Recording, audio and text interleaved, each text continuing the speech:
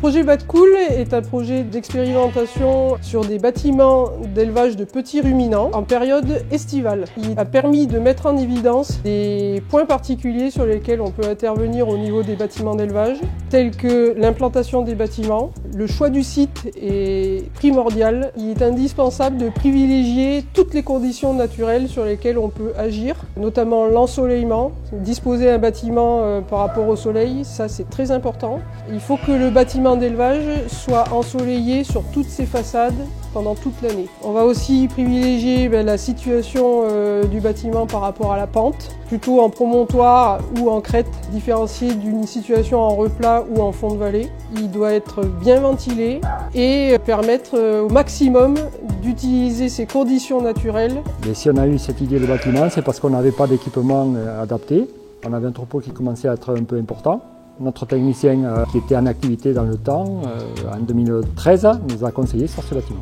Mais l'orientation a été décidée nord-pignon, nord-sud, fermé, les longs pans ajourés avec rideaux repliables. Le bâtiment est exposé sur une hauteur, aucun bâtiment autour, aucune haie, aucun arbre.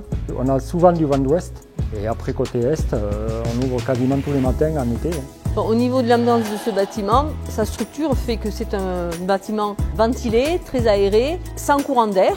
Pour le bien-être animal, c'est extraordinaire, mais pour le bien-être humain, c'est bien aussi. Il est lumineux, il n'y a pas d'odeur dedans, les animaux sont calmes. L'été, quand on joue avec les pignons et les rideaux, le matin, on baisse celui-là parce que le soleil donne là.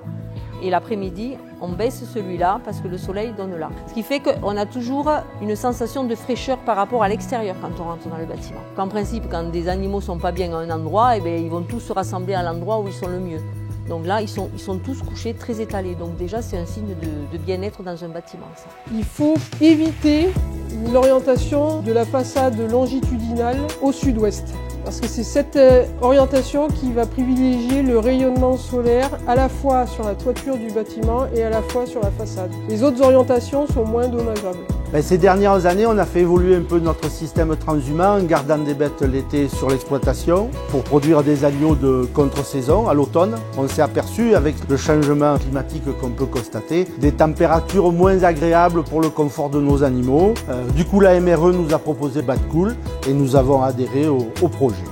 En 91, quand je me suis installé, j'ai construit une première bergerie et le choix de l'orientation, c'était nord-sud pour se parer des vents dominants et la configuration du terrain qui le permettait. Et on avait prévu, au cas où, une extension qui a été réalisée en 98. Cette disposition, elle, nous permet d'avoir une bonne ventilation, un bon ensoleillement des deux bâtiments avec un espace de tri commun à ces deux bâtiments. Les bâtiments de la Grande Bastide disposent de façades longitudinales très ouvertes qui donnent sur cet espace extérieur commun aux deux bergeries. Et à l'opposé, on a deux façades qui sont munies de translucides fixés à l'oblique et disposant d'une lame d'air continue. Et on envisage de les mettre sur châssis ouvrant pour faciliter la ventilation en période chaude.